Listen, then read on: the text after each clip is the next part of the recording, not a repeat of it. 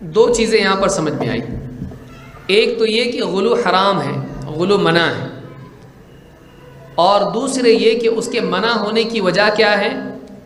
اس کے منع ہونے کی وجہ یہ ہے کہ وہ انسان کو ہلاک کرتا ہے، وہ بربادی ہے، بری چیز ہے. یعنی انسان کے لیے رکنے کے اعتبار سے بتایا گیا کہ یہ ہلاک کرے گا، رکو، لیکن فی نفسی ہی وہ کیا ہے؟ فی نفسی ہی وہ برا ہے. اس لیے کہ غلو کے نتیجے میں انسان کبھی شرک میں مبتلا ہوتا ہے، کبھی بدعت میں. غلو کا نتیجہ کیا ہوتا ہے؟ انسان کبھی شرک میں مبتلا ہوتا ہے اور کبھی بدعت میں. تو اس حدیث سے معلوم ہوتا ہے کہ غلو منع ہے. اللہ رب العالمین نے اہل کتاب کو بھی اس سے منع کیا ہے.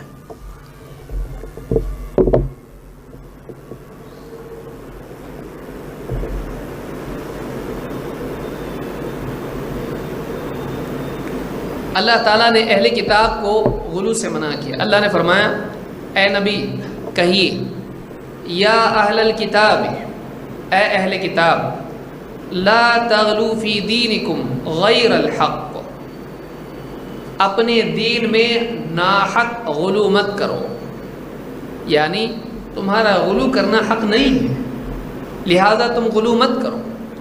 یا اہل الکتاب، اے اہل کتاب، لا تغلو فی دینکم، اپنے دین میں ہرگز بھی غلو مت کرو. اس لیے کہ غلو کرنا کیا ہے؟ حق نہیں ہے. ناحق اپنے دین میں غلو مت کرو. ولا تتبعوا اهواء قوم قد ضلوا من قبل، اور وہ قومیں جو تم سے پہلے، ولا تتبعوا اهواء قوم قد ضلوا من قبل، تم سے پہلے جو گمراہ ہو چکی قومیں ہیں ان کی خواہشات کی پیروی مت کرو. نہیں ہو رہا ہے؟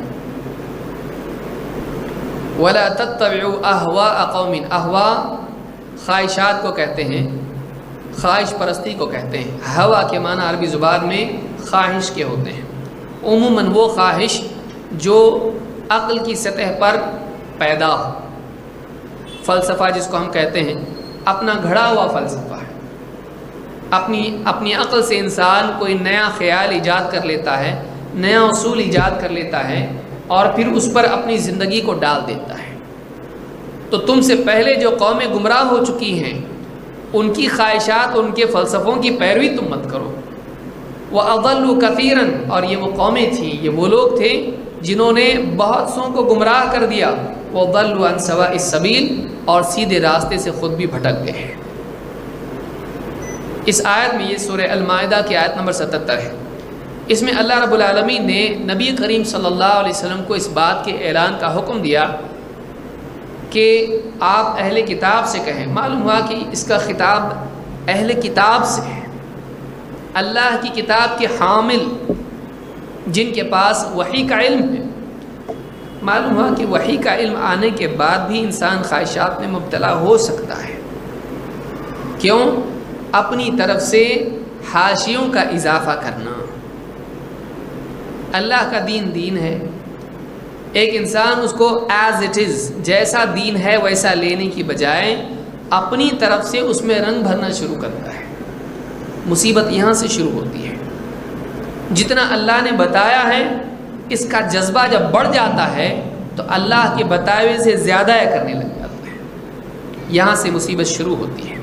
تو کہا اے اہل کتاب، قل یا اہل الکتاب لا تغلو فی دینکم غیر الحق، ناحق اپنے دین میں غلو مت کرو. ولا تتبعوا اهواء قوم قد ضلوا من قبل، جو اس سے پہلے گمراہ ہو چکی قومیں ہیں ان کی خواہشات کی پیروی مت کرو. یعنی خواہشات کی پیروی کی وجہ سے وہ خود گمراہ ہو گئے. اب تم ان کے پیچھے چل کر، ان کی خواہشات کے پیچھے چل کے تم کہاں سے ہدایت پاؤ گے؟ تم بھی تو گمراہ ہو جاؤ گے. تو وہ گمراہ ہو گئے. وَأَضَلُّوا كَثِيرًا، اتنا ہی نہیں بلکہ خواہشات کی پیروی کر کے اپنے فلسفوں سے وہ خود تو گمراہ ہوئے اور انہوں نے دوسروں کو بھی گمراہ کر دیا. وَضَلُّوا عَنْ سَوَاءِ السَّبِيلِ، اور گمراہ کس چیز سے ہوئے؟ گمراہ سیدھے راستے سے ہٹ کے دور ہو گئے، سیدھے راستے سے بھٹک گئے. وَضَلُّوا عَنْ سَوَاءِ السَّبِيلِ.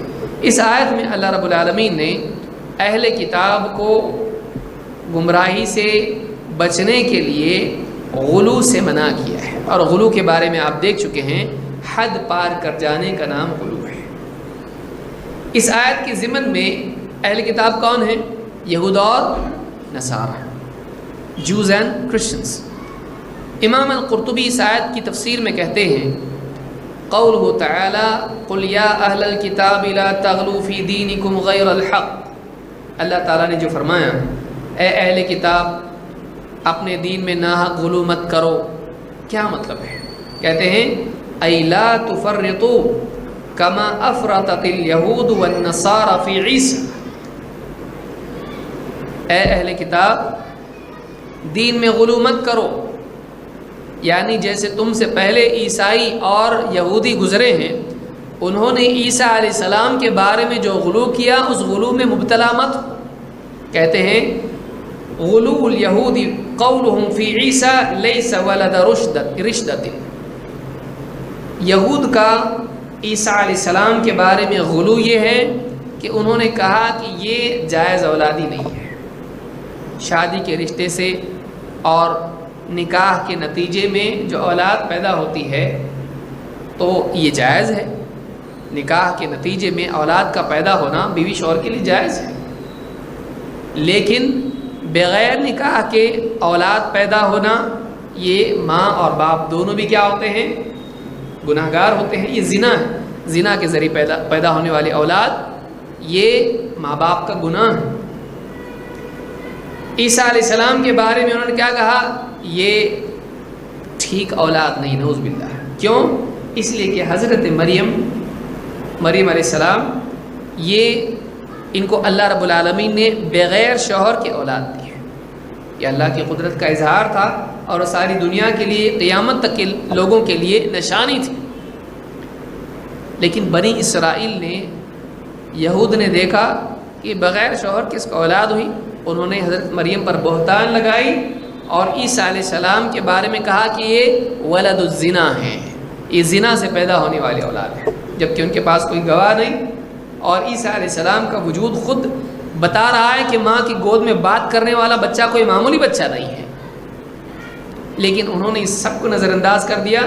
عیسیٰ علیہ السلام کا انکار کرنے کے لیے ان کے اوپر تہمت لگائی کہ ولد الزنا ہے، تو ایک عام انسان سے بھی ان کو گرا دیا، ایک عام انسان سے بھی ان کو حقیر سمجھا کہ یہ تو ولد الزنا ہے، اس کی کیا بات ماننا ہے۔ تو یہ جو ہے عیسیٰ علیہ السلام کی تحقیر انہوں نے کی ہے۔ اور وغلو النصارى قولهم انه الہ، اور نصارہ کا غلو کیا ہے؟ انہوں نے بڑھایا تو اتنا بڑھا دیا کہ کہا معبود ہے، عیسیٰ علیہ السلام کیا ہے؟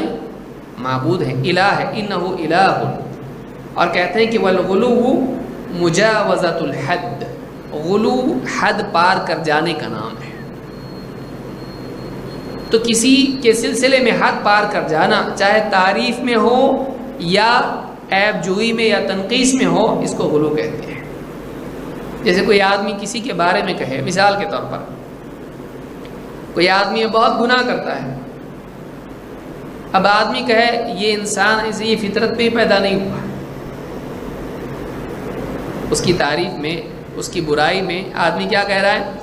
شراب پیتا ہے، جوا کھیلتا ہے، یہ کرتا ہے، وہ کرتا ہے، گناہ گار ہے، بہت گناہ کرتا ہے، تو یہ آدمی فطرت پر ہی پیدا نہیں ہوا ہے، یہ کیا ہو گیا؟ غلو ہے، یہ کہ اس کو اتنا گرا دیا کہ واقعی حد سے بھی گرا دیا اور حدیث کی بھی مخالفت کی، کیونکہ حدیث میں کیا ہے، قرآن میں کیا ہے؟ انسان فطرت پر پیدا ہوتا ہے، حد پار کر دی اس میں، اور کسی کے بارے میں تعریف کر دی تو اتنی تعریف کر دی یہ انسان نہیں ہے، یہ خدا ہے، بنا دیا اس کو۔ تو کیا ہے یہ اس کی تعریف میں حد پار کر جا رہا ہے۔ جیسے انبیاء میں سے عیسیٰ علیہ السلام کے بارے میں عیسائیوں نے کیا اور بعض جاہل مسلمانوں نے محمد رسول اللہ صلی اللہ علیہ وسلم کے بارے میں کیا، تو یہ غلو ہے اور یہ منع ہے، یہ منع ہے۔ اسی لیے اللہ کے نبی صلی اللہ علیہ وسلم نے بھی اس غلو سے منع کیا۔ آپ نے فرمایا یا ایھا الناس، اے لوگو، علیکم بتقواکم، احتیاط کا راستہ اپناؤ، تقوی کا التزام کرو، بچو، अलैकुम बितक़वाकुम, तक़वा का एहतमाम करो, बचो। वला यस्तहवियन्नकुमुश शैतान, कहीं शैतान तुम्हें ख्वाहिशात पर न डाल दे, कहीं शैतान तुम्हें ख्वाहिशात में मुब्तला न कर दे, हवा में मुब्तला न कर दे, कहीं शैतान तुमको गिरा न दे, कहीं शैतान तुमको भटका न दे। हवी के माना नीचे जाने के भी होते हैं, और इसीलिए हवा को हवा कहते हैं कि ख्वाहिशात में मुब्तला होकर आदमी पस्ती की तरफ जाता है। कहीं शैतान तुम्हें ख्वाहिशात में मुब्तला करके पस्ती के रास्ते पे ना डाल दे, ज़िल्लत के रास्ते पे ना डाल दे। एहतियात करो, तक़वा का रास्ता अपनाओ, बचो। जिसे इंग्लिश में हम कहते हैं बी केयरफुल, एहतियात करो।